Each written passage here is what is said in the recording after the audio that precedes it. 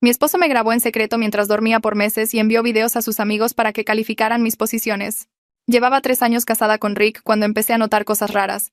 Teníamos un buen matrimonio antes de esto, ambos con trabajos normales, él en una bodega y yo en una oficina de facturación médica. Preparábamos la cena juntos, veíamos reality shows, cosas normales de casados. A sus amigos les caía bien yo, mis amigas lo toleraban a él, y ya hablábamos de tener hijos el próximo año. Pero una mañana me desperté y su celular estaba en el buró apuntando hacia mí. Le pregunté por qué y dijo que seguro lo había tirado al estirar la mano por agua. Tenía sentido, así que lo dejé pasar. Pero luego siguió pasando. Me despertaba a horas random y cachaba esa pequeña luz roja de grabación. Cuando lo confronté me dijo que estaba paranoica. Una semana después fingí estar dormida y vi con los ojos entreabiertos cómo acomodaba cuidadosamente su teléfono contra la lámpara para grabarme. Cuando de repente le pregunté qué estaba haciendo, saltó del susto y dijo que estaba checando la hora. Le arrebaté el celular y encontré docenas de videos míos durmiendo, solo yo ahí tirada, con la boca abierta, babeando a veces, con el pelo todo alborotado. Algunos duraban 20 minutos, otros tenían zoom a mi cara. Le pregunté qué demonios era esto, y dijo que era tierno, que le gustaba verme tranquila. Le dije que era espeluznante y que borrara todo. Dijo que lo hizo, pero supe que no porque nuestro almacenamiento en la nube de repente se llenó. Después de eso se volvió más astuto. Encontraba su tablet escondida entre libros en el estante grabando, su laptop puesta de forma rara en la cómoda.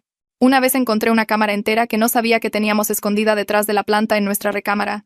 Cada vez que lo cachaba se disculpaba y decía que pararía, pero luego encontraba otro dispositivo grabándome 2 noches después. Empecé a dormir mal, siempre preguntándome si me estaban filmando. El punto de quiebre fue cuando me enfermé de influenza. Tenía fiebre, no podía respirar por la nariz, me veía absolutamente terrible. Me desperté a las 3 de la mañana para ir al baño, y vi su teléfono apoyado en su almohada grabando mientras él estaba en la sala jugando videojuegos. Revisé su teléfono más tarde, y encontré que había enviado videos al chat de grupo con sus cuates. Estaban calificando mis posiciones al dormir y haciendo chistes sobre mis ronquidos. Su amigo Diego dijo que parecía una foca muerta, otro tipo, Toño, hizo un comentario asqueroso sobre la posición en la que dormía. Rick respondió con emojis de risa. Ahí fue cuando realmente empecé a poner atención a los hábitos de Rick.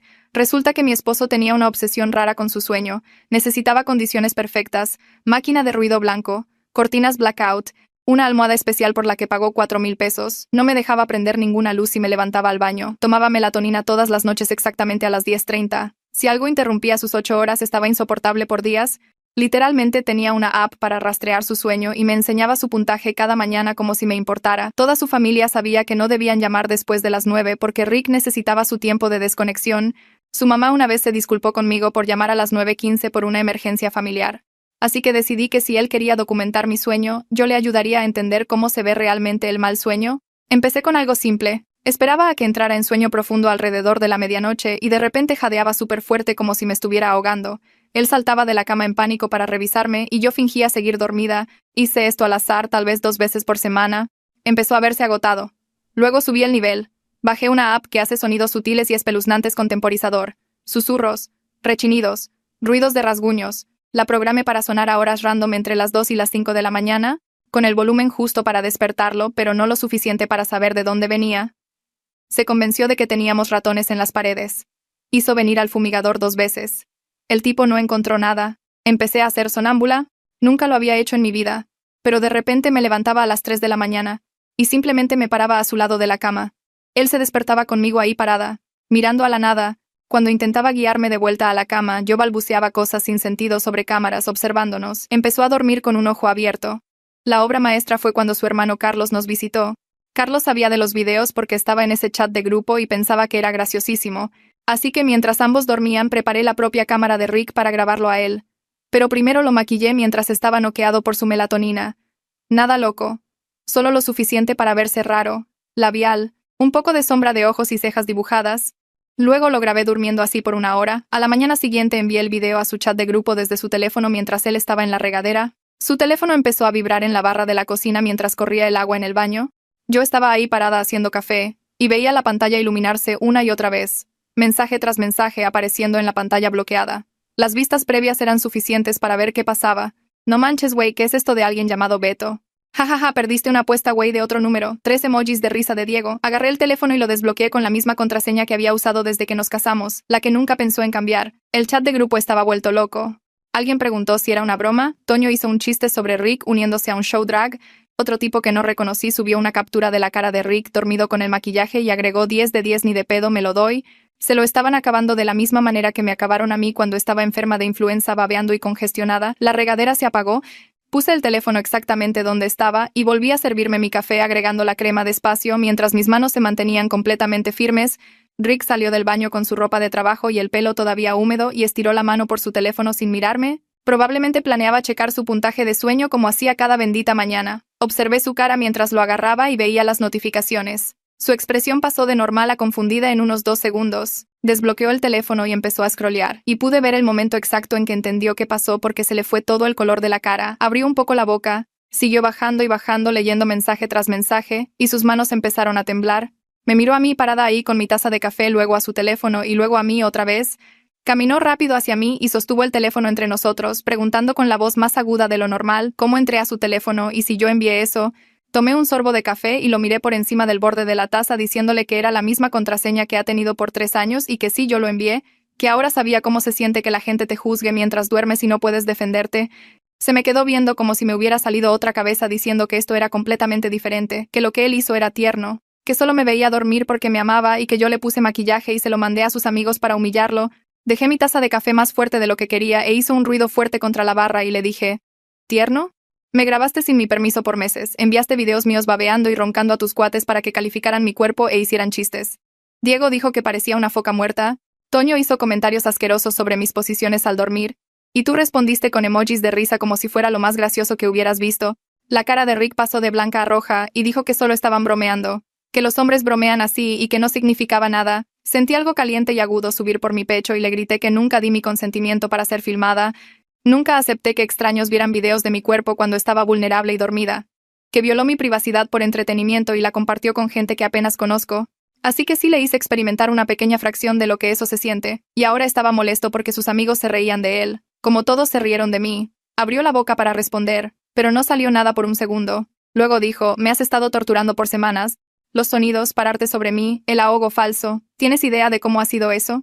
No puedo dormir, no puedo funcionar, me metí en problemas en la chamba porque estoy agotado todo el tiempo. Hiciste esto a propósito para joderme la cabeza. Agarré el borde de la barra porque mis manos querían temblar y no las dejé. Le dije, tienes razón. Lo hice a propósito porque no parabas de grabarme sin importar cuántas veces te lo pedí. Te disculpabas y prometías borrar todo y luego encontraba otra cámara escondida en la recámara, me hiciste paranoica en mi propia casa. No podía relajarme ni dormir porque nunca sabía si me estabas filmando, así que me aseguré de que entendieras qué se siente, no sentirse seguro cuando intentas dormir. Rick apretó la mandíbula y dijo que eso era tortura psicológica, que deliberadamente evité que durmiera por semanas y que eso era abuso. La palabra quedó en el aire entre nosotros como humo. Le respondí que grabar secretamente el cuerpo de alguien sin consentimiento no es abuso, que compartir videos íntimos con sus amigos no es una violación y que solo lo llama tortura ahora que él es el que no puede dormir. Nos quedamos ahí en la cocina gritándonos mientras su teléfono seguía vibrando con nuevos mensajes del chat. Le saqué cada vez que encontré una cámara y él mintió al respecto. Él me sacó lo de las visitas del fumigador, y cuánto dinero desperdiciamos porque yo hacía sonidos falsos de ratones. Le eché en cara las horas que pasé preguntándome si era filmada cada vez que me cambiaba de ropa o salía de la regadera. Me acusó de ser vengativa y cruel. Le dije que era un depravado que violó la privacidad de su esposa por meses. Nuestras voces subieron más y más hasta que estuve segura de que los vecinos podían escuchar cada palabra. Ninguno de los dos cedía, ninguno se disculpaba. Solo nos lanzábamos dolor como armas hasta que nos quedamos sin cosas que decir y nos paramos ahí respirando fuerte y fulminándonos con la mirada. Rick agarró sus llaves del gancho junto a la puerta y dijo, me voy a quedar con René unos días, no puedo estar aquí ahorita. No me miró cuando lo dijo. Solo caminó a la recámara y lo escuché aventando ropa en una maleta. Me quedé en la cocina escuchando cajones abrirse y cerrarse, la puerta del closet deslizándose, sus pasos yendo y viniendo. Cuando salió con su maleta deportiva y sus botas de trabajo todavía no hacía contacto visual, pasó junto a mí hacia la puerta y se detuvo con la mano en la perilla diciendo, ya ni sé quién eres. Luego se fue y la puerta del departamento se cerró detrás de él con un clic suave que de alguna manera se sintió más fuerte que si la hubiera azotado. El silencio después de que se fue se sintió mal. El depa estaba demasiado callado sin su máquina de ruido blanco funcionando, o sus pasos en el otro cuarto, o el sonido de él preparándose para el trabajo. Me quedé parada en la cocina un largo rato mirando mi café frío. La satisfacción que había sentido viéndolo leer esos mensajes ya se estaba desvaneciendo hacia algo hueco e incómodo en mi pecho. Había querido que se sintiera humillado de la forma en que yo me sentí humillada. Quería que entendiera lo que me había hecho. Pero ahora que estaba hecho solo me sentía vacía. La venganza no había arreglado nada. No había hecho que confiara en él de nuevo. No había borrado los meses de grabaciones secretas ni los comentarios que sus amigos hicieron sobre mi cuerpo. Todo lo que hizo fue hacernos daño y enojarnos a ambos, y ahora él se había ido. Llamé a Alina durante mi hora de comida en el trabajo porque necesitaba hablar con alguien que no estuviera involucrado en todo el desastre. Contestó al segundo tono y empecé a hablar contándole todo desde el principio, las grabaciones, el chat de grupo, la campaña de venganza con los sonidos y el sonambulismo falso y el video del maquillaje. Le conté sobre la pelea de esa mañana y Rick yéndose a quedar con su hermano. Ella escuchó todo sin interrumpir una sola vez. Cuando finalmente dejé de hablar, se quedó callada un minuto. Luego dijo, ok, entonces él violó tu privacidad de una manera súper morbosa y eso no está bien, pero has pasado semanas enfocada en hacerlo sufrir en lugar de lidiar con lo herida y traicionada que realmente te sientes. Y ahora ambos son miserables y la relación se está desmoronando. Así que, ¿qué quieres realmente aquí? ¿Quieres seguir castigándolo o quieres averiguar si queda algo que valga la pena salvar? Me quedé sentada en mi coche en el estacionamiento de la oficina sosteniendo mi teléfono y no pude contestar su pregunta. Había estado tan enfocada en la venganza que no había pensado en lo que venía después. No había lidiado con los sentimientos reales debajo de todo el enojo. El dolor de saber que mi esposo me filmó sin consentimiento, la humillación de sus amigos burlándose de mi cuerpo dormido, la violación de encontrar cámaras escondidas por nuestra recámara. Había canalizado todo eso en hacer que Rick se sintiera tan mal como yo, pero Alina tenía razón. Hacerlo sufrir no había sanado nada, solo creó más daño encima del daño que ya estaba ahí. Mi teléfono sonó 2 días después mientras estaba sentada en el sofá en pants comiendo cereal para la cena. El identificador mostraba un nombre que reconocí del chat de Rick, Pepe. Casi no contesto porque no tenía idea de por qué uno de los amigos de Rick me llamaría directamente. Nos habíamos visto tal vez 3 veces en carnes asadas y apenas hablábamos. Pero la curiosidad ganó y contesté. Empezó a hablar antes de que pudiera decir, hola. Oye, sé que es raro que te llame, pero quería disculparme por las cosas que dijimos en el chat sobre los videos. Todos pensamos que solo era Rick siendo un esposo adorador que pensaba que eras linda cuando duermes. Lo hizo parecer inocente y gracioso. Ninguno de nosotros sabía que te estaba grabando sin tu permiso o que no tenías idea de que estos videos existían. Hizo una pausa y lo escuché tomar aire. Y luego me enteré de lo de la privación de sueño que hiciste para desquitarte y me hizo darme cuenta de que toda esta situación es mucho más seria que simples chistes estúpidos de hombres. Lo que hizo Rick estuvo muy mal. Y no debimos habernos reído de eso. No supe qué decir por un segundo. Había estado enojada con todos ellos por meses, imaginándolos sentados haciendo chistes sobre mi cuerpo. Escuchar a Pepe disculparse de verdad hizo que algo cambiara en mi pecho. Le di las gracias por decir eso, que significaba algo. Se quedó callado un minuto y luego dijo, por lo que vale creo que ambos están bastante mal ahorita. Lo que él hizo estuvo mal, lo que tú hiciste también fue bastante intenso. Necesitan ver si pueden arreglar esto o si está demasiado roto. Después de colgar me senté ahí pensando en lo que dijo. Demasiado roto.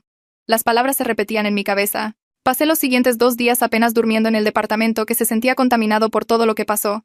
Cada vez que entraba a la recámara veía los lugares donde Rick había escondido cámaras, el estante donde su tablet me grabó, la cómoda donde su laptop estaba en un ángulo raro apuntando a la cama, la planta que ocultaba la cámara que no sabía que teníamos, pero también veía los lugares donde había puesto la app de sonidos raros, el lado de la cama donde me paré a las 3 de la mañana mirándolo fijamente hasta que despertaba aterrorizado.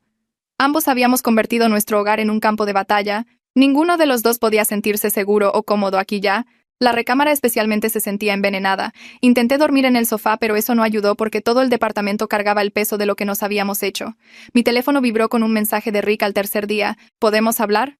Café en la calle Maple. Miré el mensaje un largo rato antes de escribir. Ok, acordamos vernos a las 2. Llegué primero y agarré una mesa junto a la ventana. Cuando Rick entró 10 minutos después apenas lo reconocí. Tenía ojeras que lo hacían ver enfermo, sus hombros caídos en lugar de su postura confiada de siempre. Había bajado de peso. Su ropa le quedaba más floja de lo que debería. Se sentó frente a mí y solo nos miramos un minuto sin decir nada.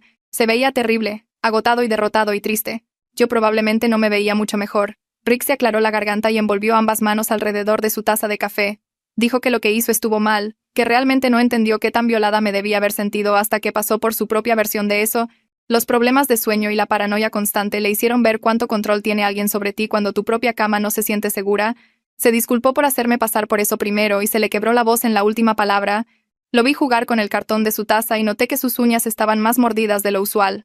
Se veía genuinamente arrepentido, lo cual debió hacerme sentir mejor, pero de alguna manera no lo hizo. Le dije que no sabía si un perdón arreglaba algo. La confianza simplemente se había ido de ambas direcciones ahora. Me había filmado por meses sin permiso y compartió esos videos con sus amigos como si yo fuera algún tipo de entretenimiento. Luego yo lo torturé psicológicamente hasta que su salud colapsó y su desempeño en el trabajo se fue al suelo. Ambos cruzamos líneas que se sentían imposibles de descruzar. Rick asintió despacio y miró la mesa entre nosotros. Una mujer en la mesa de al lado se rió de algo en su teléfono y el sonido normal se sintió mal en nuestra conversación pesada.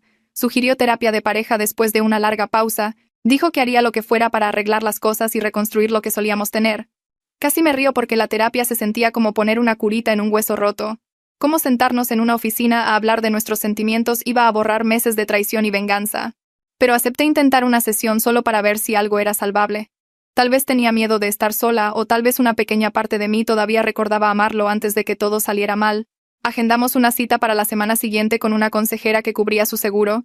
La oficina de la consejera olía a lavanda y tenía demasiadas plantas en la ventana. Era una mujer mayor con pelo gris recogido y esos ojos amables pero serios que me hacían sentir como si hubiera escuchado cada cosa terrible que la gente puede hacerse entre sí.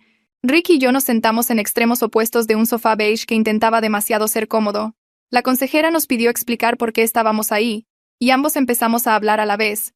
Luego paramos, luego Rick me hizo un gesto para que fuera primero, solté toda la cronología, el teléfono apuntándome esa primera mañana, encontrar docenas de videos, él volviéndose más astuto con tablets y laptops y cámaras ocultas, el chat de grupo donde sus amigos criticaban mis posiciones al dormir y me comparaban con una foca muerta. Mi voz se mantuvo firme la mayor parte, pero se quebró cuando llegué a la parte de estar enferma de influenza, y aún así ser grabada. Rick se sentó ahí mirando sus manos mientras yo hablaba, luego fue su turno y explicó su perspectiva. Aunque sonó más a excusas al principio, dijo que pensaba que los videos eran tiernos, que verme dormir lo hacía sentir conectado. Admitió que enviarlos a sus amigos fue estúpido, pero afirmó que no pensó que fuera gran cosa porque solo estaban bromeando. Luego llegó a mi campaña de venganza y su voz se volvió más baja, los sonidos de ahogo falsos que lo despertaban en pánico, la app de ruidos raros que lo convenció de que teníamos ratones, yo parada junto a su cama a las 3 de la mañana mirando a la nada, el video del maquillaje enviado a su chat de grupo, dijo que la privación de sueño lo hizo faltar al trabajo y casi perder su empleo. La consejera escuchó todo sin que su expresión cambiara mucho. Cuando terminamos se quedó callada un minuto, luego nos dijo directamente que estábamos lidiando con violaciones serias de confianza y consentimiento de ambos lados. Reconstruir desde este punto tomaría mucho trabajo de ambos y no estaba segura de que estuviéramos listos para ese nivel de compromiso. Preguntó si ambos estaríamos dispuestos a hacer terapia individual junto con la terapia de pareja. Ambos dijimos que sí, aunque yo no estaba convencida de que ayudaría. Rick se mudó de regreso al departamento 3 días después, pero tomó el cuarto de visitas. Existíamos en este espacio raro donde técnicamente estábamos tratando de arreglar las cosas, pero no soportábamos estar cerca el uno del otro. Cada interacción se sentía cargada con todo lo que habíamos hecho. Hacer el desayuno se convertía en una negociación sobre quién usaba la cocina primero. Decidir qué ver en la tele se volvía un enfrentamiento silencioso donde ambos terminábamos scrolleando en nuestros celulares. Una noche sugerí pedir pizza, y Rick dijo que no le importaba. Así que pedí lo que yo quería y se enojó porque no pregunté por los ingredientes, aunque había dicho que no le importaba. Peleamos por ingredientes de pizza por 20 minutos, como si ese fuera el problema real en lugar de meses de traición y guerra psicológica. Empecé a quedarme tarde en el trabajo solo para evitar ir a casa. Rick hacía lo mismo. Nos cruzábamos en el pasillo y murmurábamos hola sin hacer contacto visual. El depa se sentía más pequeño de alguna manera, como si las paredes se cerraran porque ambos tratábamos de ocupar el menor espacio posible mientras existíamos en el mismo lugar. En la noche lo escuchaba moviéndose en el cuarto de visitas, probablemente sin dormir mejor que yo.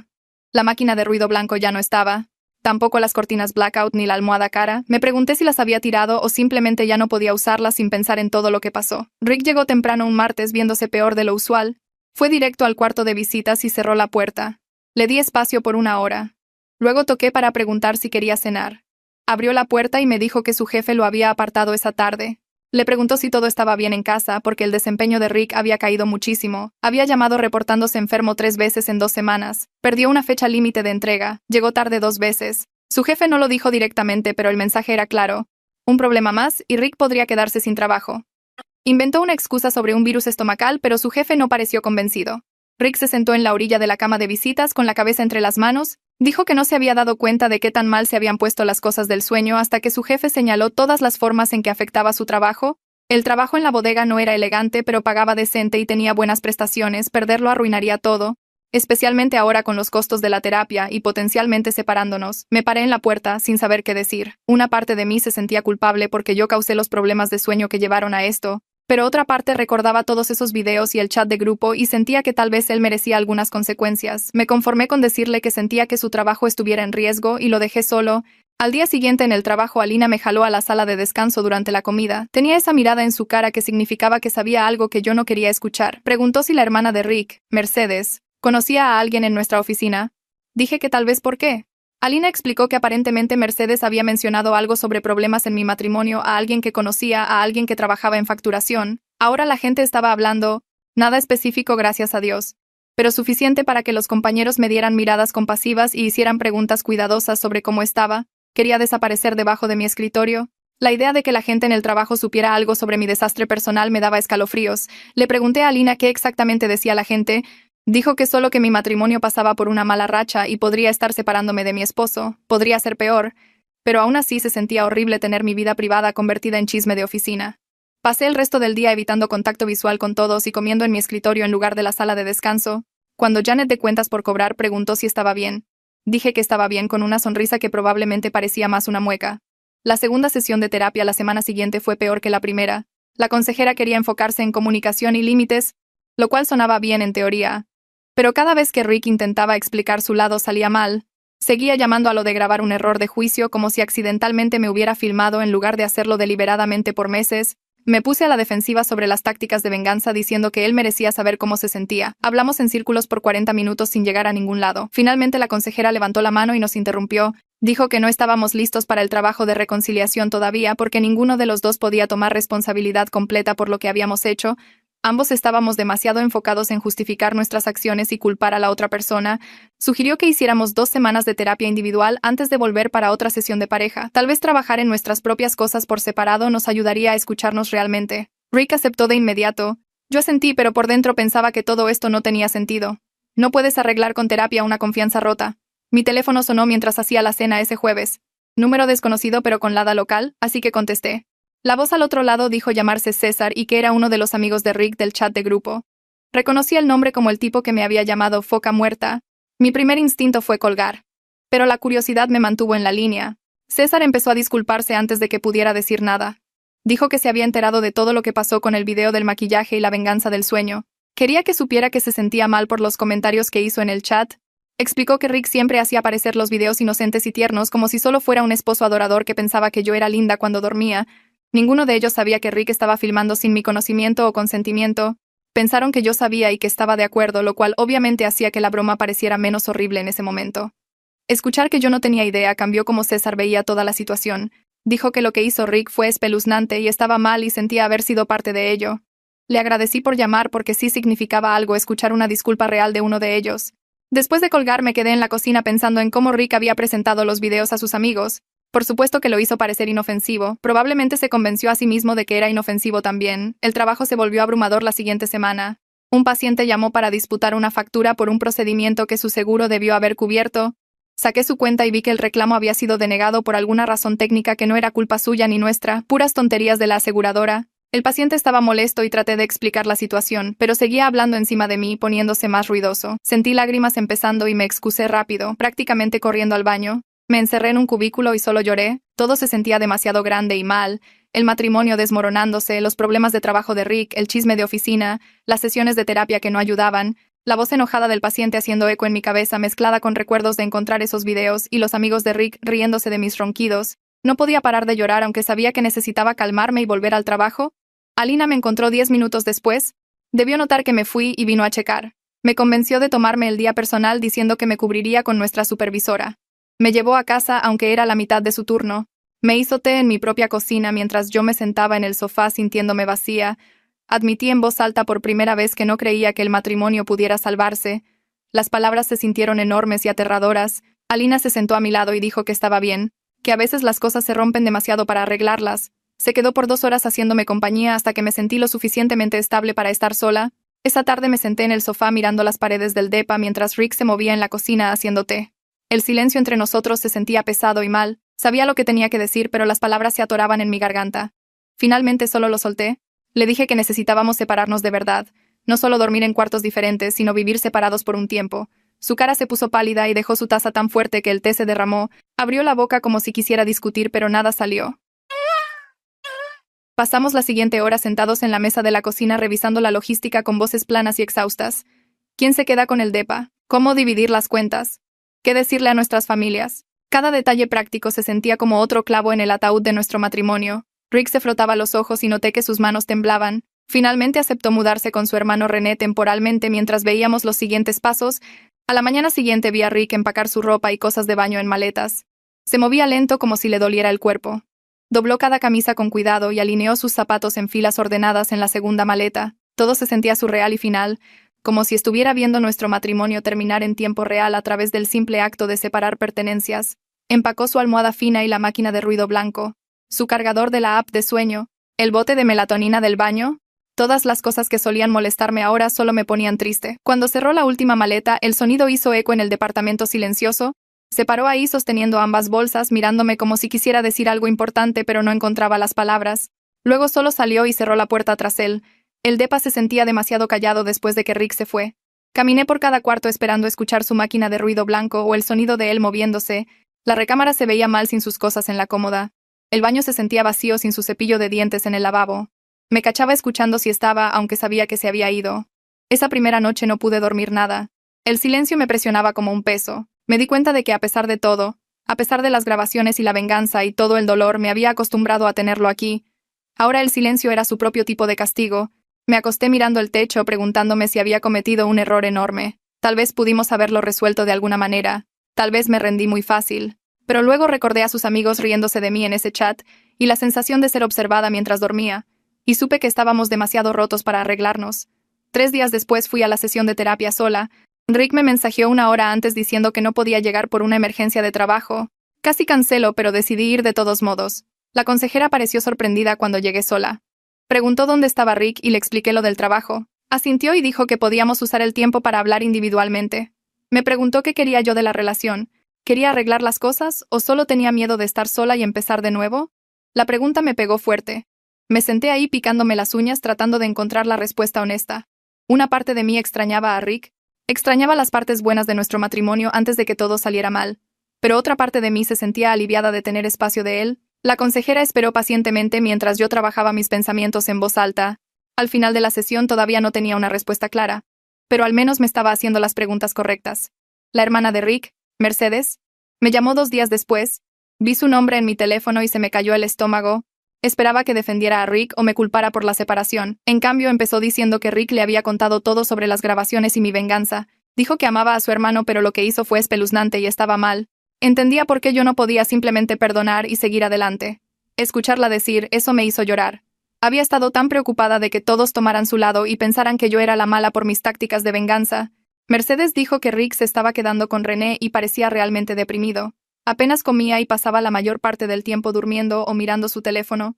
Quería que supiera que no llamaba para presionarme a volver con él. Solo pensó que debía saber cómo estaba. Hablamos por casi 1 hora sobre el matrimonio y la confianza. Y si algunas cosas están demasiado rotas para repararse. Ella no tenía respuestas, pero ayudó a hablar con alguien que entendía ambos lados. Esa noche empecé a buscar departamentos que pudiera pagar yo sola. Abrí listados de renta en mi laptop y navegué por páginas de lugares disponibles. Los precios eran deprimentes. Todo en mi presupuesto era diminuto o lejos de mi oficina o en barrios feos. Di clic en fotos de estudios tristes con alfombras manchadas y electrodomésticos viejos. Un lugar tenía rejas en las ventanas. Otro tenía un baño tan pequeño que tendrías que pararte en la regadera para usar el inodoro. Pero ver los números reales hizo que la posibilidad de vivir sola se sintiera más real y menos aterradora. Guardé algunos lugares que parecían tolerables y pensé en qué muebles necesitaría. ¿Rick me dejaría llevarme el sofá? ¿Quería el sofá con todos sus recuerdos de nuestras peleas? Me quedé despierta hasta las 2 de la mañana viendo departamentos y haciendo listas de lo que necesitaría comprar. Rick apareció en el departamento sin avisar 5 días después. Escuché su llave en la cerradura y sentí mi corazón saltar. Cuando entró pude notar de inmediato que algo estaba mal. Su cara se veía gris y tenía ojeras peor de lo que había visto nunca. Se sentó en la mesa de la cocina sin ser invitado y puso su cabeza en sus manos. Luego me dijo que le habían levantado un acta administrativa en el trabajo por sus problemas recientes de desempeño y mala asistencia. Su jefe dejó claro que un problema más podría significar despido. La noticia me pegó como un golpe en el estómago. Rick perdiendo su trabajo arruinaría todo.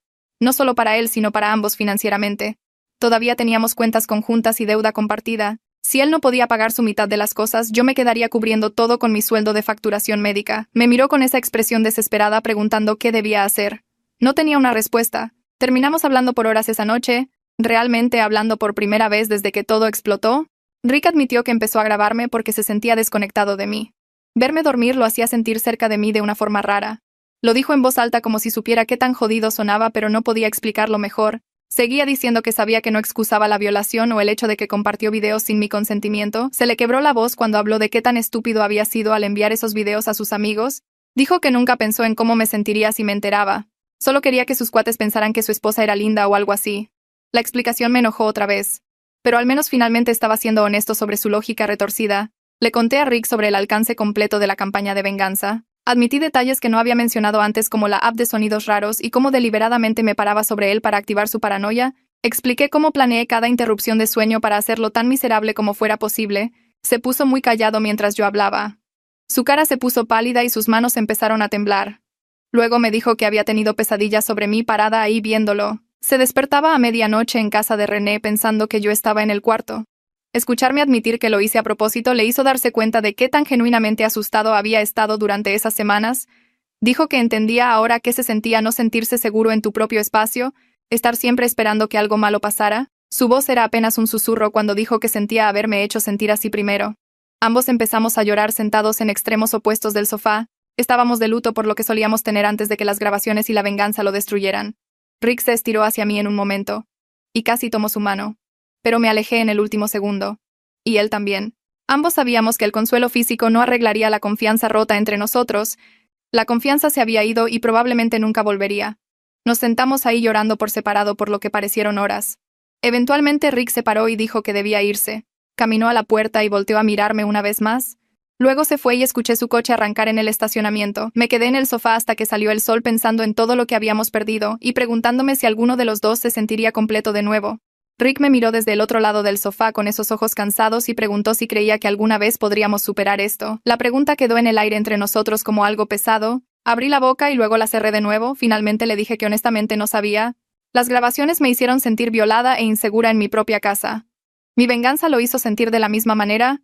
Ahora éramos dos personas que se lastimaron mucho y no sabían cómo existir juntas sin que ese dolor coloreara todo. Asintió despacio como si esperara esa respuesta, pero esperara algo diferente. Nos sentamos en silencio por otros minutos antes de que se parara y se fuera sin decir adiós. La siguiente sesión de terapia pasó 3 días después. Rick llegó 10 minutos antes y yo llegué justo a tiempo. Nos sentamos en nuestros lugares usuales en extremos opuestos del sofá de la consejera. La consejera, una mujer en sus 50 segundos con pelo gris recogido en un chongo, nos preguntó en qué queríamos enfocarnos hoy.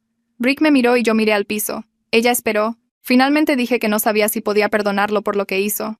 Rick dijo que no sabía si podía perdonarme a mí tampoco. La consejera asintió y empezó a hablar sobre el perdón, y si era posible perdonar a alguien mientras eliges no quedarte con ellos.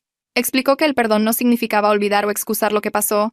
A veces la opción más sana era perdonar, y aún así alejarse de una relación que se había vuelto tóxica. Sus palabras tenían sentido en mi cabeza. Pero mi pecho se sentía apretado al escucharlas en voz alta. Rick se limpió los ojos con su manga. La consejera preguntó si habíamos pensado en lo que realmente queríamos de este matrimonio. ¿Queríamos reconstruir o solo estábamos pasando por los movimientos porque el divorcio se sentía demasiado final y aterrador? Ninguno tenía una buena respuesta. La sesión terminó con tarea para pensar en lo que verdaderamente queríamos contra lo que nos sentíamos obligados a querer. 2 días después de esa sesión, René me llamó de la nada. El hermano de Rick y yo nunca habíamos sido particularmente cercanos. Intercambiábamos cortesías en reuniones familiares y eso era todo. Casi no contesto cuando su nombre apareció en mi teléfono. Pero la curiosidad ganó, y contesté. René preguntó cómo estaba de esa forma cuidadosa que la gente usa cuando ya saben que las cosas están mal. Dije que estaba bien, dijo que Rick no estaba bien. Rick se estaba quedando en su casa y apenas dormía incluso sin mi interferencia. René pensaba que Rick estaba lidiando con culpa y depresión, pero no lo admitía ni buscaba ayuda. Rick solo iba a trabajar, venía a casa, miraba su teléfono por horas y luego se acostaba en la cama mirando el techo. René había intentado hablar con él, pero Rick cerraba cada conversación. Preguntó si yo sabía qué pasaba con el estado mental de Rick. Le conté sobre la terapia y la separación y cómo ninguno de los dos sabía qué estábamos haciendo ya. René suspiró en el teléfono. Dijo que su hermano necesitaba más ayuda que solo terapia de pareja. Preguntó si yo podía hablar con Rick sobre ver a alguien individualmente. Prometí que lo intentaría. Le mandé mensaje a Rick esa tarde preguntando si podíamos vernos para hablar. Aceptó pasar por el depa esa noche. Cuando llegó se veía aún peor que en la terapia. Su pelo estaba desordenado y su ropa parecía que había dormido en ella. Hice café para los dos y nos sentamos en la mesa de la cocina. Le dije lo que René dijo sobre él apenas funcionando. Rick se puso a la defensiva al principio, diciendo que René exageraba y que él estaba manejando las cosas bien. Le señalé que le habían levantado un acta en el trabajo y parecía que no había dormido en una semana. Le sugerí hablar con un terapeuta individualmente, no solo nuestra consejera matrimonial. Los problemas de sueño y paranoia parecían más grandes que solo nuestros problemas de relación. Estaba resistente, cruzando los brazos y diciendo que la terapia era para gente que no podía manejar sus propios problemas. Le recordé que su trabajo estaba en riesgo. Necesitaba funcionar sin importar qué pasara con nosotros.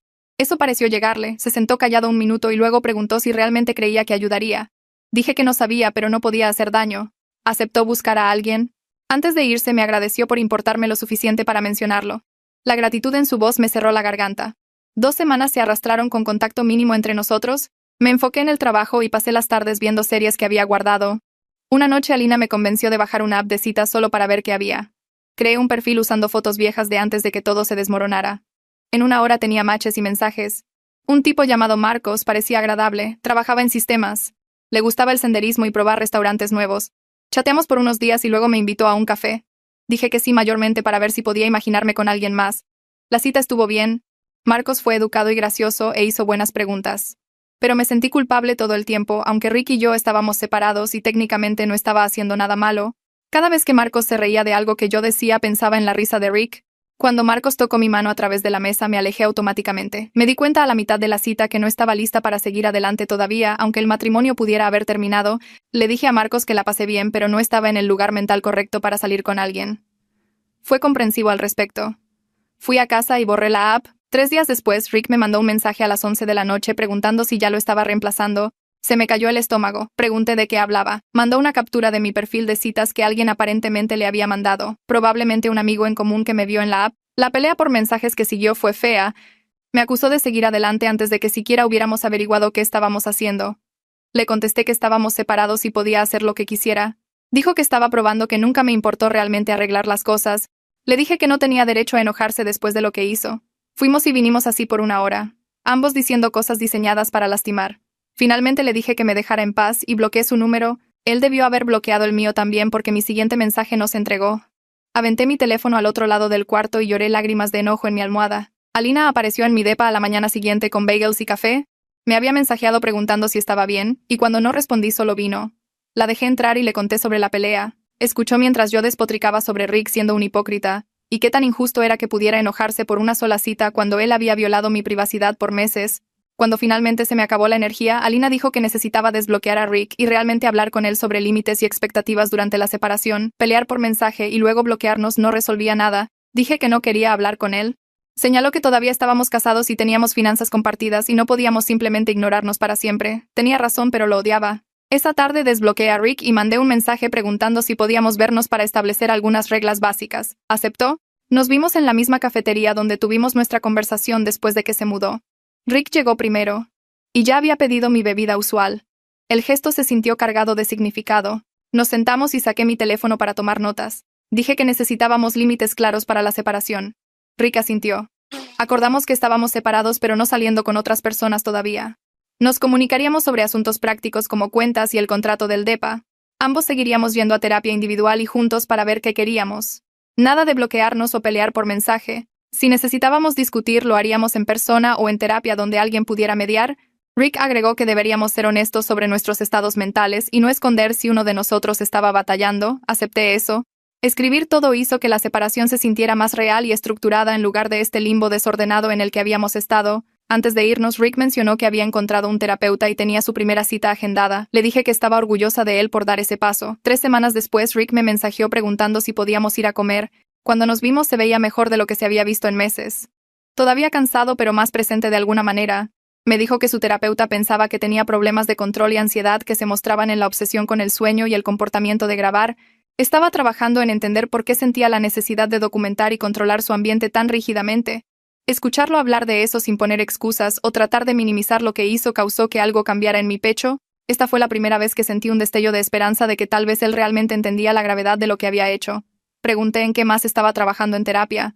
Dijo que aprendiendo a sentarse con sentimientos incómodos en lugar de tratar de controlar todo a su alrededor para sentirse seguro, aprendiendo que su necesidad de condiciones perfectas estaba en realidad empeorando su ansiedad, no mejorándola. Le dije que me alegraba que la terapia estuviera ayudando. Preguntó cómo estaba yo. Dije que estaba bien, lo cual era mayormente cierto. Mi propia cita de terapia pasó 2 días después de esa comida. Había estado viendo a alguien individualmente por unas semanas, pero no había entrado en detalle sobre la campaña de venganza. Esta sesión decidí contarle todo. Los jadeos falsos de ahogo, la app de sonidos raros, pararme sobre Rick mientras dormía, el video de maquillaje enviado a sus amigos. Mi terapeuta escuchó sin juzgar visiblemente, pero podía verla tomando notas. Cuando terminé me hizo preguntas difíciles sobre por qué elegí tortura psicológica en lugar de solo irme o confrontar a Rick directamente. Traté de explicar que quería que él entendiera cómo se sentía. Ella me debatió suavemente preguntando si realmente pensaba que hacerlo sufrir sanaría mi propio dolor. Tuve que admitir que una parte de mí quería que él sufriera de la forma en que yo sufrí. Ese impulso de causar dolor me asustaba sobre qué tipo de persona era capaz de ser cuando estaba herida. Mi terapeuta dijo que esa era una realización importante. Reconocer nuestra capacidad para la crueldad era el primer paso para asegurarse de no actuar con esos impulsos de nuevo. La sesión me dejó sintiéndome expuesta y sensible. La reunión familiar pasó porque la mamá de Rick insistió en una comida de domingo y no aceptaba un no por respuesta. Ambas familias estaban ahí amontonadas en la casa de sus papás.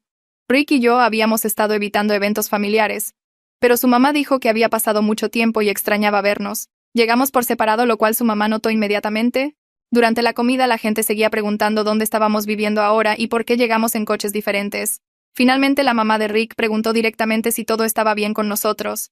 La mesa se cayó. Rick y yo nos miramos sobre el asado. Dije que estábamos separados y viendo qué pasaba. La cara de su mamá se arrugó. Preguntó si nos estábamos divorciando. Rick dijo que no sabíamos todavía.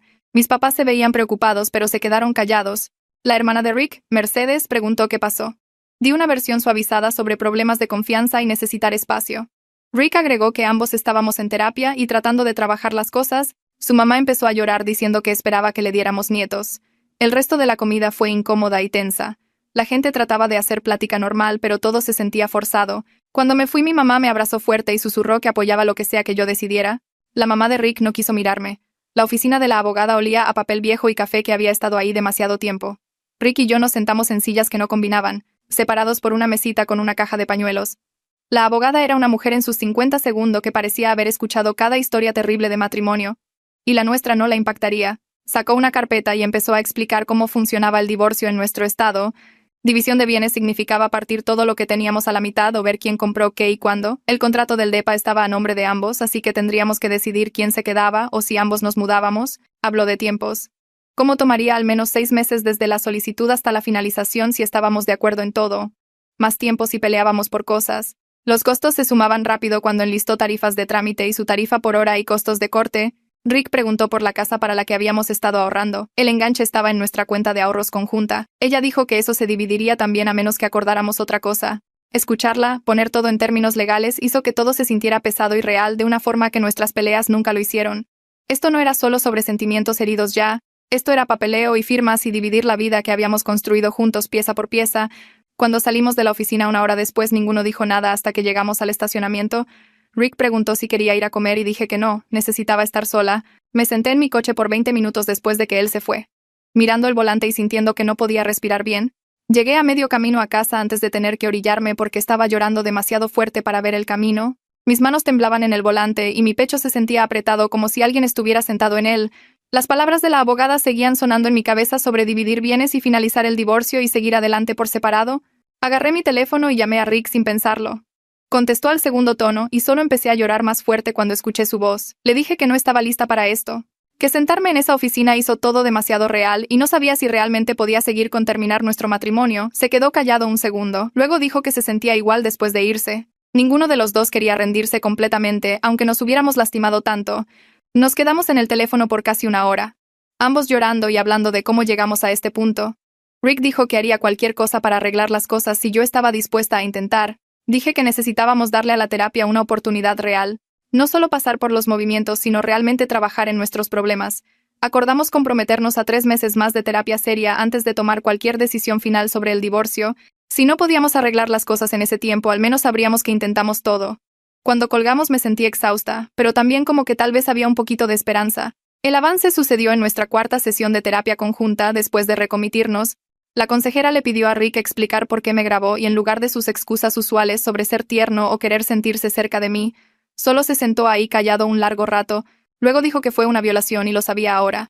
Dijo que me quitó mi habilidad de consentir a ser filmada y compartió esos videos sin mi permiso. Y que eso estaba mal, sin importar cuáles fueran sus intenciones. Dejó de tratar de minimizarlo o hacerlo sonar menos serio de lo que era. La consejera volteó conmigo y preguntó sobre la campaña de venganza. La había estado justificando por semanas diciendo que Rick merecía sentirse asustado y exhausto después de lo que me hizo. Pero sentada ahí escuchándome hablar me di cuenta de que había cruzado líneas éticas serias también. Deliberadamente lo torturé psicológicamente por semanas. Lo hice paranoico y privado de sueño al punto donde su trabajo y salud sufrieron. Le dije a la consejera que me había convertido en alguien cruel cuando estaba herida, y eso me asustaba sobre lo que era capaz de hacer a la gente. Rick se estiró y tomó mi mano, lo cual me sorprendió. Ambos lloramos mientras la consejera hablaba de cómo ambos habíamos violado la confianza y seguridad del otro de formas diferentes. Por primera vez desde que todo explotó, no estábamos peleando sobre quién fue peor o quién empezó. Éramos solo dos personas que se habían lastimado mucho y necesitaban ver si podían sanar. La consejera sugirió practicar hablar fuera de las sesiones, así que Rick y yo empezamos a vernos para un café una vez a la semana. La primera vez fue tan incómoda que casi me voy antes de que él llegara. Nos sentamos frente al otro en una mesa junto a la ventana y tratamos de recordar cómo tener una conversación normal.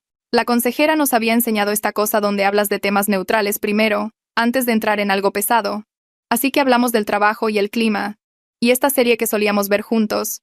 Rick me contó sobre un tipo en la bodega que cacharon durmiendo en el baño por tercera vez. Yo le conté sobre el drama de mi compañera con su hija adolescente. Se sintió forzado y raro al principio, como si fuéramos extraños en una mala primera cita, pero después de unas reuniones se puso un poco más fácil. Podíamos hablar de nuestras familias sin que se volviera una pelea sobre qué familia manejó mejor la separación. Podíamos discutir planes para el fin de semana sin sacar las grabaciones o la venganza.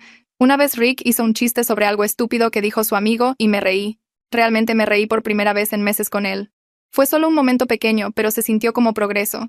No estábamos arreglados, pero estábamos recordando cómo existir juntos, sin que todo fuera sobre el pasado. Rick me mensajeó una tarde mientras estaba en el trabajo con noticias sobre un ascenso. Su jefe había notado su desempeño mejorando el último mes y le ofreció un puesto de supervisor con mejor paga y horas regulares en lugar de los turnos rotativos que había estado trabajando. Me mandó 3 mensajes emocionados seguidos con detalles sobre las nuevas responsabilidades y el aumento de sueldo. Me sentí genuinamente feliz por él leyendo esos mensajes. Le contesté felicidades y pregunté si quería celebrar con una cena. Nos vimos en este lugar italiano cerca de su trabajo, y habló sobre el ascenso con emoción real en su voz. Su sueño había mejorado con la terapia y patrones de sueño regulares en lugar de mi interferencia, y eso le ayudó a enfocarse en el trabajo de nuevo. Viéndolo hablar de sus planes futuros y metas, me di cuenta de que no me sentía amargada o resentida por su éxito. Estaba realmente orgullosa de él por darle la vuelta a las cosas después de que todo se desmoronara. Ese sentimiento me sorprendió porque había pasado tanto tiempo queriendo que sufriera. Ser capaz de celebrar algo bueno pasándole a él sin que mi propio dolor se metiera en el camino. Se sintió como progreso real hacia la sanación. Encontré un departamento pequeño de una recámara que podía pagar sola como a 20 minutos del trabajo. El lugar no era nada especial, pero tenía buena luz y el rentero parecía normal. Llamé a Rick y pregunté si me ayudaría a mudar mis cosas de nuestro depa compartido. Apareció el día de la mudanza con su camioneta y pasamos horas empacando cajas y cargando muebles. Fue raro pasar por nuestro espacio compartido y dividir cosas. Me llevé el sofá barato que compramos en una tienda de segunda mano cuando recién nos casamos. Él se quedó la tele y la mesa de centro que nos dio su mamá. Tuvimos que ver quién se quedaba qué platos y toallas y todas las cosas random que acumulas viviendo juntos. Algunas cosas solo las partimos a la mitad. Trabajar juntos para cargar cajas y muebles por 3 pisos de escaleras se sintió triste y sanador al mismo tiempo. Estábamos reconociendo que necesitábamos espacios separados para ver si alguna vez podíamos compartir espacio de nuevo. Rick me ayudó a bajar todo en el nuevo lugar y armar la base de mi cama. Antes de irse, se paró en mi sala vacía y dijo que el depa estaba lindo y esperaba que fuera feliz aquí. Le agradecí por ayudar y nos abrazamos brevemente en la puerta. Después de que se fue, me senté en mi sofá en mi propio lugar por primera vez. Y lloré porque se sentía como el final de algo, aunque supuestamente todavía estábamos tratando de arreglar las cosas. 3 meses dentro del trabajo de terapia seria, la consejera sugirió que intentáramos una cita de reconexión. La explicó como una oportunidad para ver si podíamos disfrutar la compañía del otro como solíamos hacerlo antes de que todo se viniera abajo. Escogimos este restaurante que solíamos amar, un lugar mexicano pequeño con buenas margaritas y música en vivo los fines de semana. Antes de ir acordamos no hablar de las grabaciones o la venganza o terapia o nada de lo pesado. Solo cena como una pareja normal. Me cambié de ropa 3 veces antes de dejar mi depa porque estaba nerviosa de una forma que no había estado con Rick en años. Nos vimos en el restaurante y él ya estaba en una mesa cuando entré. Se paró cuando me vio y sacó mi silla, que era algo que solía hacer cuando recién empezamos a salir. Pedimos nuestros platillos usuales y hablamos de temas seguros. Rick me contó de sus nuevas responsabilidades en el trabajo. Yo hablé de este podcast de crimen real que había estado escuchando. La conversación fluyó más fácil de lo que esperaba. La banda en vivo empezó a tocar y Rick preguntó si recordaba la primera vez que vinimos aquí. Sí, me acordaba. Nos habíamos puesto tan borrachos con margaritas que caminamos a casa en lugar de manejar y nos perdimos por 1 hora. Recordar esa noche nos hizo reír a ambos y de repente estábamos intercambiando otros recuerdos del principio de nuestra relación. La vez que su coche se descompuso camino a casa de sus papás, el departamento horrible que vimos que tenía un inodoro en la cocina, la forma en que solíamos cocinar la cena juntos y bailar en la cocina. Por un par de horas fuimos solo nosotros otra vez sin todo el dolor entre nosotros. El camino a casa del restaurante se sintió diferente. Rick se ofreció a llevarme a mi depa y nos sentamos en su camioneta afuera de mi edificio platicando. Dijo que la había pasado muy bien esta noche y olvidó cuánto disfrutaba solo estar conmigo. Admití lo mismo. Pero luego ambos nos quedamos callados porque sabíamos que tener una buena noche no significaba que todo estaba arreglado. Rick sacó el tema de cómo la base de confianza entre nosotros todavía estaba agrietada, incluso si podíamos tener buenos momentos. Estuve de acuerdo en que nos habíamos hecho un daño serio que no desaparecería solo porque podíamos reír juntos otra vez. Hablamos sobre si estábamos realmente reconstruyendo algo o solo retrasando el final inevitable. Ninguno tenía una respuesta. Rick preguntó si creía que alguna vez volveríamos a lo que teníamos antes. Le dije honestamente que no creía que pudiéramos volver. Pero tal vez podíamos construir algo diferente si ambos seguíamos trabajando. Nos sentamos en la camioneta por otros 30 minutos dando vueltas sobre las mismas preguntas. Finalmente dije que debía entrar y dormir. Rick me besó la mejilla antes de bajarme, lo cual no había hecho en meses. Subí a mi depa sintiéndome confundida sobre si esta noche fue progreso o solo un recordatorio de lo que habíamos perdido. La siguiente sesión de terapia se puso pesada cuando Rick admitió que había estado teniendo pesadillas. Dijo que seguía soñando conmigo parada sobre él viéndolo dormir, y aunque sabía racionalmente que ya no estaba haciendo eso, la paranoia se quedó con él. A veces se despertaba a medianoche convencido de que alguien estaba en su cuarto. Había instalado cerrojos extra en su puerta en casa de su hermano y empezó a dormir con una luz prendida. Escucharlo, describir cómo mi venganza lo afectó a largo plazo, hizo que algo cambiara en mi pecho. Sabía que lo asusté durante esas semanas, pero no entendía completamente que le había dado un trauma real que duró más allá de la venganza inmediata. La consejera preguntó cómo me hacía sentir eso, y tuve que sentarme con la pregunta un minuto. Me sentí genuinamente apenada de una forma que no me había dejado sentir antes. Había estado tan enfocada en justificar mis acciones como castigo merecido que no me dejé ver el daño real que causé. Miré a Rick y me disculpé sin excusas ni peros. Solo una disculpa directa por traumarlo y hacerlo sentir inseguro en su propia casa. Se vio sorprendido y dijo: «Gracias». La consejera señaló que esta era la primera vez que alguno tomaba responsabilidad completa sin defenderse. Y eso era un progreso significativo. La consejera volteó conmigo y preguntó si yo tenía efectos persistentes de las grabaciones de Rick. Había estado tratando de no pensar mucho en eso, pero una vez que preguntó todo salió. Les dije cómo todavía checo si hay cámaras en cualquier recámara en la que estoy, incluso en hoteles o casas de amigos. Mis ojos escanean automáticamente buscando lucecitas rojas de grabación o dispositivos en posiciones raras. Tengo problemas para dormir en cualquier lado porque siempre estoy consciente de que alguien podría estar viendo, incluso en mi propio depa donde sé que no hay cámaras. A veces no puedo quitarme la sensación de ser observada. Le conté a Rick cómo compré cortinas blackout y cubiertas para la cámara de mi laptop y un aparato que detecta cámaras ocultas. La paranoia se volvió parte de mi rutina diaria de una forma que no parecía poder sacudirme. Rick se veía molesto escuchando todo esto y dijo que lo sentía otra vez. La consejera nos dejó sentarnos con eso un minuto, luego dijo algo que pegó duro. Señaló que ambos nos habíamos traumado mutuamente de formas que no desaparecerían con disculpas y terapia. Estos eran impactos psicológicos reales que podrían durar años o para siempre. Esa realidad fue aleccionadora porque significaba que incluso si seguíamos juntos y trabajábamos todo lo demás, ambos estaríamos cargando estas cicatrices. Ambos seríamos siempre la persona que lastimó al otro de una forma fundamental. Ninguno dijo nada por el resto de la sesión. Solo nos sentamos ahí sosteniendo esa verdad entre nosotros. La siguiente sesión se sintió diferente desde el momento en que entramos. La consejera tenía esta mirada seria en su cara y no perdió tiempo con charla. Nos preguntó directamente si creíamos que el matrimonio podía recuperarse. El silencio se estiró tanto que podía escuchar el reloj haciendo tic-tac en su pared. Rick se movió en su asiento, se aclaró la garganta 2 veces, luego finalmente habló. Dijo que me amaba, pero no sabía si el amor era suficiente cuando nos habíamos lastimado tan mal. Su voz se quebró un poco en la palabra mal. Miré mis manos y estuve de acuerdo en que tal vez lo más sano era dejarnos ir y trabajar en sanar por separado. Decirlo en voz alta lo hizo real de una forma que todas nuestras peleas y separación no lo habían hecho. La consejera asintió despacio y dijo que pensaba que esa era una decisión madura. Nos dijo que apoyaría lo que decidiéramos, pero que seguir lastimándonos mientras tratábamos de arreglar las cosas no ayudaba a nadie. Pasamos la siguiente sesión hablando de cómo separarnos de la manera más sana posible. La consejera tenía todo este plan sobre mantener límites durante el proceso de divorcio y continuar terapia individual. Dijo que necesitábamos decidir si queríamos mantener contacto o irnos por caminos completamente separados. Rick dijo que pensaba que algún contacto tenía sentido para cosas prácticas, pero que probablemente no deberíamos tratar de ser amigos de inmediato. Estuve de acuerdo porque la idea de una amistad casual se sentía imposible cuando todavía tenía tanto dolor. Tomamos la decisión de avanzar con el divorcio. No por enojo, sino por aceptación de que nos habíamos vuelto tóxicos el uno para el otro. La consejera anotó algunas recomendaciones de mediadores de divorcio y nos recordó a ambos que terminar un matrimonio no significaba que habíamos fallado, solo que habíamos crecido en direcciones diferentes. Salir de esa oficina se sintió más ligero de alguna manera, como si finalmente hubiéramos dejado de pelear contra la gravedad. Tramitar el divorcio resultó ser sorprendentemente aburrido. Solo papeleo y firmas y una empleada que parecía que había procesado 1000 de estos y procesaría 1000 más. La oficina de la abogada olía a café y alfombra vieja. Rick y yo nos sentamos uno junto al otro llenando formas y en un punto nuestras manos chocaron alcanzando la misma pluma. Ambos nos alejamos como si nos hubiéramos dado toques. Todo el asunto tomó tal vez 2 horas y luego tuvimos una fecha de corte meses después. Parados afuera del juzgado, después ninguno sabía qué decir. Rick sugirió ir a comer, lo cual pareció raro pero también necesario.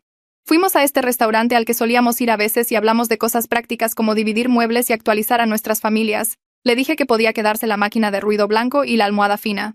Dijo que yo podía quedarme la cafetera ya que yo era la que realmente la usaba. Había una paz extraña en haber tomado una decisión clara después de meses de incertidumbre. No estábamos felices exactamente, pero ya no estábamos peleando. Mi nuevo depa era pequeño, pero era mío. Pasé un fin de semana entero decorando y organizando y creando un espacio que se sintiera enteramente como yo. Compré cortinas nuevas, no blackout, solo cortinas normales que dejaban entrar la luz de la mañana. Acomodé mi recámara como yo quise sin preocuparme por el horario de sueño de alguien más. No había cámaras ni grabaciones ocultas ni dispositivos metidos en lugares raros.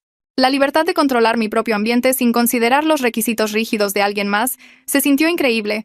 Podía prender luces en la noche si necesitaba ir al baño, podía quedarme despierta tarde viendo tele en la cama, podía dormir como yo quisiera sin preguntarme si alguien me estaba filmando. La primera noche que dormí ahí me desperté a las 3 de la mañana y solo me quedé ahí disfrutando el silencio y la seguridad, sin máquina de ruido blanco, sin paranoia, solo yo en mi propio espacio. Supe por Alina que Rick empezó a salir con alguien nuevo unos meses después. Lo había visto en el súper con una mujer viéndose cómodo y feliz. Dolió cuando me lo dijo primero, esa sensación aguda en el pecho cuando escuchas que tu ex siguió adelante. Pero luego me senté con eso un rato y me di cuenta de que no estaba devastada. Había estado de luto por el matrimonio tanto tiempo que el final real se sintió más como alivio que pérdida.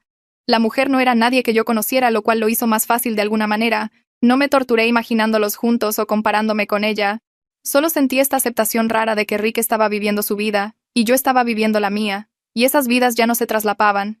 Alina preguntó si estaba bien, y le dije honestamente que sí. Se veía sorprendida pero complacida. Fui a algunas citas yo misma a través de una app.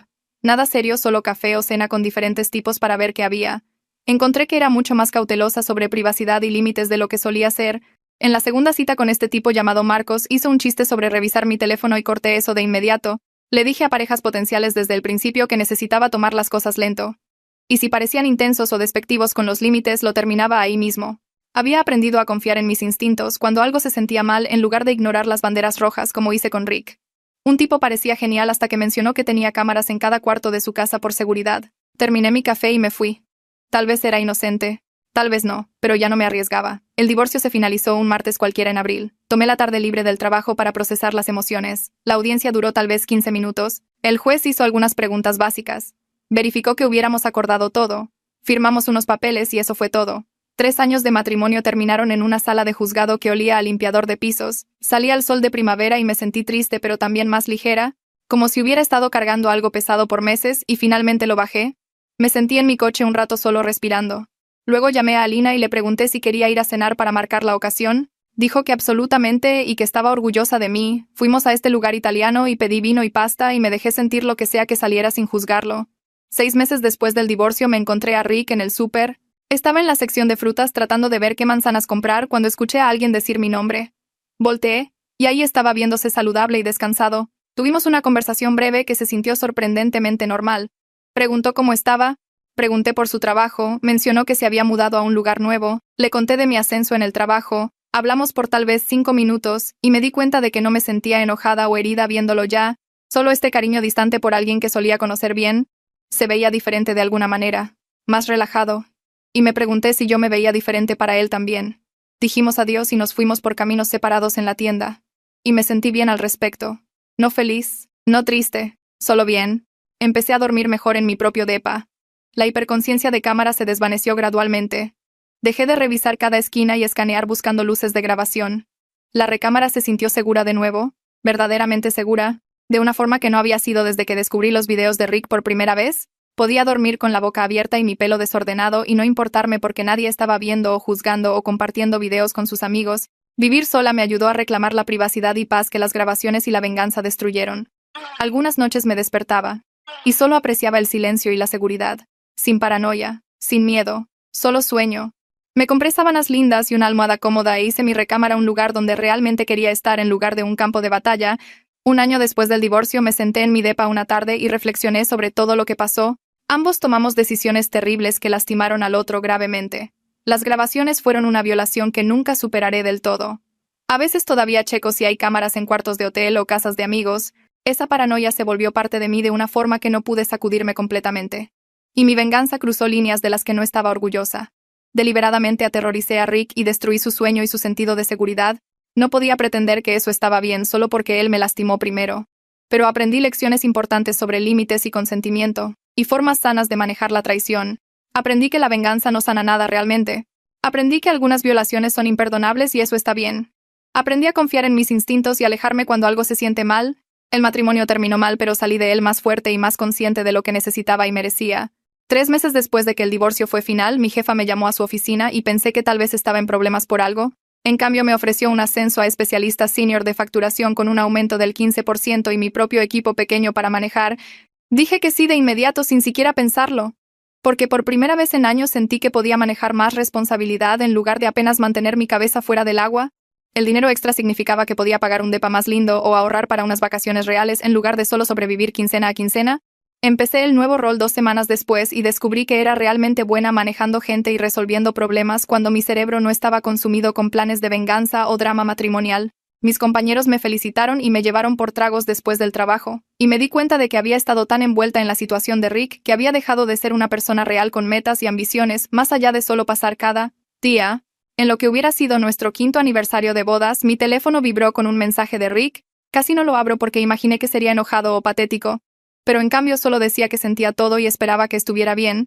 Me senté con mi café y miré el mensaje un rato, luego escribí de vuelta que apreciaba que me contactara y esperaba que fuera feliz y saludable también.